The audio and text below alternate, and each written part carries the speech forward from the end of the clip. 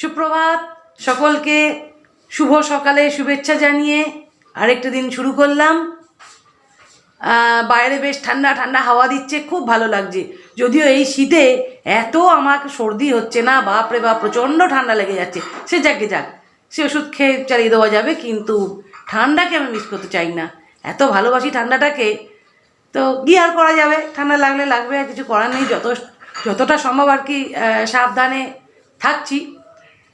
তো আজ থেকে তো আমাদের বিয়েবাড়ি শুরু। আজকে ভাইপোর আইবুড়ো ভাত, খানিকটা পরে সাজুগুজু করে মা আর আমি বেরোবো। যে নতুন পোশাকগুলো কিনেছি সেগুলো এবার ব্যবহার শুরু হবে।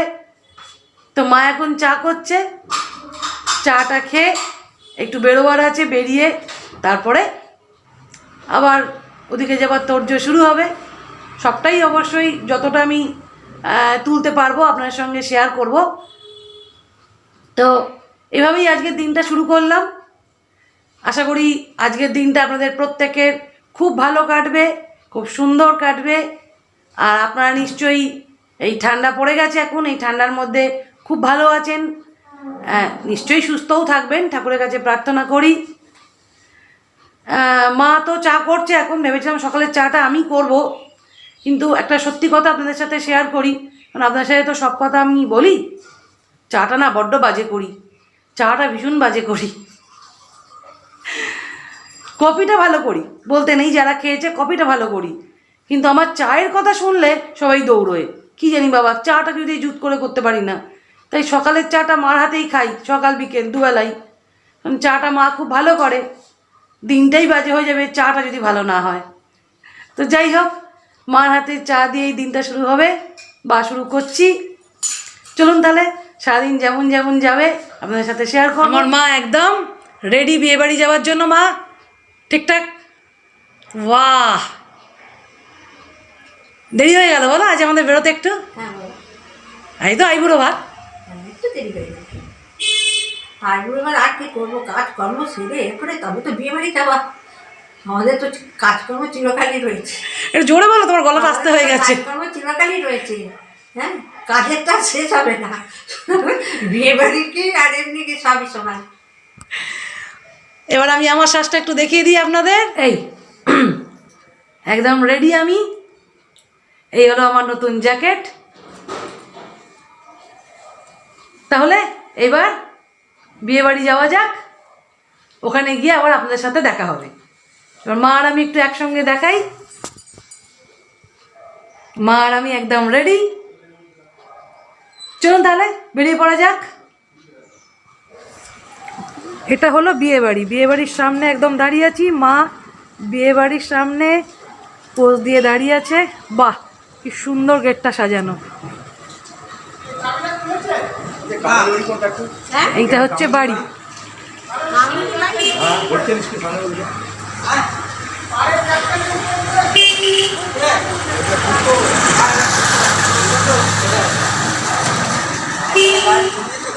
এই হচ্ছে বিয়ে বাড়িটা, ভালো করে আপনাদের দেখানোর চেষ্টা করছি।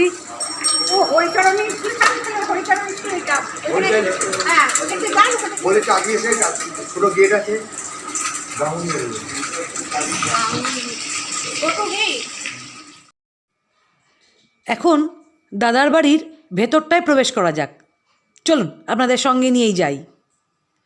প্রথমে ঢুকতেই কি সুন্দর একটা ফ্রেমের মধ্যে দুর্গা ঠাকুর সপরিবারে আছেন, দেখুন। এটা কৃষ্ণনগর থেকে করিয়ে আনা, অনেক দিন আগেকার, খুব সুন্দর লাগে। এই হলো আমার বৌদি, অর্থাৎ ছেলের মা। আর এখানে সমস্ত আত্মীয় স্বজন। বৌদি তীব্র প্রতিবাদ করছে আমি এখনও সাজিনি, আমার ছবি তুলো না, কিন্তু আমি তো তাক করেই থাকি সবার ছবি আর ভিডিও তোলার জন্য। বিয়েবাড়ি এখন জমজমাট। আজকে অবশ্য আইবুড়ো ভাত। যাই হোক, বিয়েকে কেন্দ্র করি। ওই দেখুন, আমাকে মারতে আসছে একদম। এই কদিনই তো খুব মজা করে কাটানোর সময়। বৌদি আর আমার কাণ্ড দেখে বাকি সবাই হেসে গড়িয়ে যাচ্ছে। বৌদির সাথে ছোটোবেলা থেকে আমার এরকমই সম্পর্ক। এই হচ্ছে দাদা, অর্থাৎ ছেলের বাবা। দাদা এখন খুব ব্যস্ত। আর এখানে আমার মা, যার কাছেই যাই সেই দেখি ছবি তুলতে খুব আপত্তি করে, মানে ভিডিও তুলতে। আর এই হলো বৌদির মা।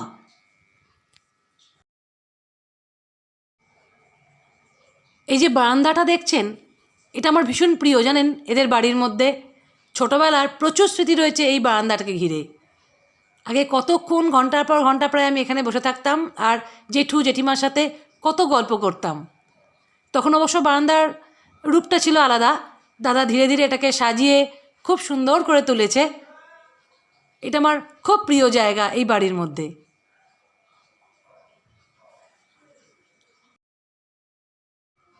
এখানে এখন চলছে যার আইবুড়ো ভাত, তার খাবারের থালা সাজানোর আয়োজন। খুব সুন্দর নানা রকম ফুল দিয়ে সাজানো হচ্ছে। তাহলে বন্ধুরা, আজকের ব্লগটা এই পর্যন্ত। আইবুড়ো ভাতের ব্লগ এখানেই শেষ করছি। আজকের ব্লগটা যদি আপনাদের ভালো লাগে তাহলে অবশ্যই অনুরোধ রইল একটা ছোট্ট লাইক করে দেবেন। আর আমার চ্যানেলের যারা নতুন বন্ধু তাদের কাছে অনুরোধ রইল আমার চ্যানেলটিকে সাবস্ক্রাইব করার। খুব তাড়াতাড়ি আরও একটা নতুন ব্লগ নিয়ে আপনাদের সামনে চলে আসব। ততক্ষণে আপনারা প্রত্যেকে খুব ভালো থাকবেন, সুস্থ থাকবেন এবং আনন্দে থাকবেন। নমস্কার।